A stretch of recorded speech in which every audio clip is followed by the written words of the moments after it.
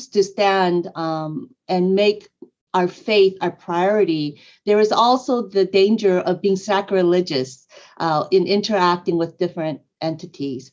But what I have seen as God has taken me on this journey, whether it's with the Jewish community, with the Muslim community, and now with the Hindu community, is that at the end of the day, being dogmatic does not transform hearts. And that as Dr. Martin Luther King has said, that darkness does not get rid of darkness, light does, and hate does not get rid of hate, love does. And I believe that in my journey, with my parents being in ministry, they ended up really becoming unpaid social workers. And I think that for the most part, that all people of faith, especially when crisis occurs in their lives and in their communities, they seek a God out there, and also the help and advice of faith leaders. And so they serve as first responders when these crises occurs. And yet, for many of us, and I've gone to seminary, many times we're not equipped to be able to partner with the broader world and to tap into the resources that are available. And so our organization was formed in 2001, and it was modeled after a very prominent African-American church called First AME, led by Pastor Cecil Murray, and the efforts led by Reverend Mark Whitlock.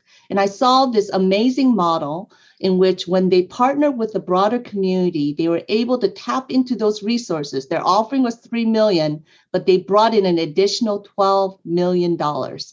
And with that resource, their impact in their ability to help people was so much greater, and they even got paid.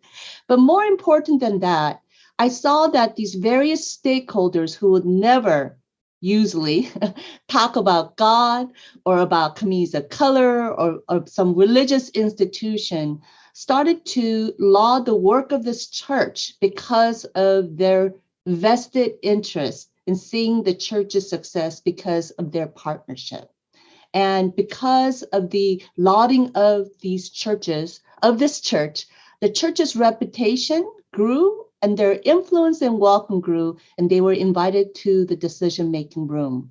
I think as people of faith, many times we stay away from anything that seems political, yet we need to be present in those decision-making rooms. We need to be invited into those decision-making rooms because our light, our love, and the policy of love and light needs to be instilled in those places. And so, again, I saw this amazing model where God gets honored, people get helped, and you get paid and do a lot of good things, and also create a society of mutuality through partnership. And I wanted to bring this to reality, but it was a passing thought.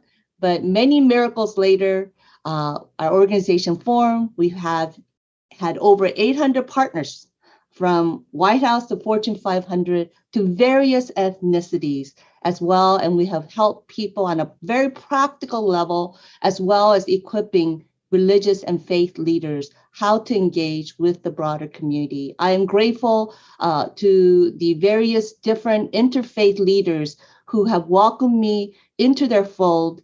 And in that process, it has been of learning, constant learning. And again, I believe that each one of us has that God-given light. And as a Christian, I was told, let your light shine before men that they may see your good works and praise your Father who is in heaven.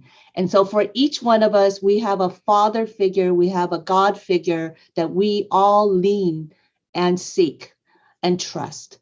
But I believe at the end of the day, that light needs to shine in that darkness. And through our love and our good works, that we can truly, truly bless everyone in this country and bring honor to God. Again, thank you for this amazing award. And I look forward to, again, walking humbly to learn and to share, and to really, again, bring the love of God to one another and to bless the world. Thank you so very much, Reverend Hepanim, for your insightful sharing and all the inspirational work that you continue to do for so many. Thank you so much. Thank you. Thank you. Yes, and now we would like to present the next award to Pandit Sunil Sitahal Maharaj from Trinidad and Tobago. Principally based in South Trinidad, Pandit Sunil Sitahal Maharaj came from a family lineage that hinged onto bhakti, meaning devotion, and dharma. Ingrained into his DNA and inspired by those who came before him, while cognizant about the importance of religion and spirituality, Pandit Sunil Sitahal Maharaj Ji has been practicing for over 25 years and has dedicated his life entirely to reviving Dharma full-time. Serving as the head and spiritual leader of the Ganesh Utsav Foundation, Pandit Sunil is an impetus for harmony and compassion. While Pandit Ji may be known for his eloquent and humble life-transforming discourses, he continues to be a beacon of hope and light to many. His service to society and humanity doesn't stop at the end of a puja or Ramayan. Adopting the principle of worship to God is worship to mankind, Pandit Sunil Sitahal Maharaj Ji serves as the main conduit to many social initiatives to bring comfort and happiness to those most vulnerable in the society. We welcome you, Pandit Ji, and we kindly invite you to share a few words.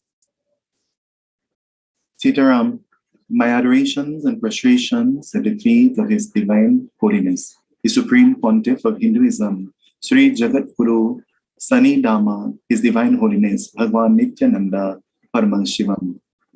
To all other divine souls, the host, other recipients of this beautiful award, I seem to be the youngest recipient this morning, and for this I'm eternally grateful.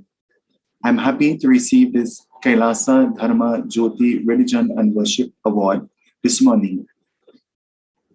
Scripture has declared to us that success is not measured by what we have, but success is measured by what we can give and how we can help those who are in need. Existence was given to us to be a blessing not only to ourselves, but to the world around us. Service to God is service to man. Bhagavan Krishna says in Bhagavad Gita, when service to God through man comes into play, our life becomes a blessing. This morning, we are faced with great trials and tribulations as the world experienced COVID-19. COVID-19 has taught us that the most certain thing about life is that we will all die. It has taught us that we are our own best friends and our own worst enemies. COVID-19 has taught us, in the words of the Ramcharitramanas, the Holy Ramayana, Pravi Sinagar ki jay sabakaja, hidai hiraki kusar puraraja. Put God first and walk behind, and so the impossible becomes possible. This morning, I was privileged to listen to the presentation of all the other speakers. But this morning, I want to say that before being a Christian, before being a Muslim, before being a Hindu, we must all learn to be good human beings and to recognize that service to God is service to man. And when man becomes happy, God becomes happy. When our work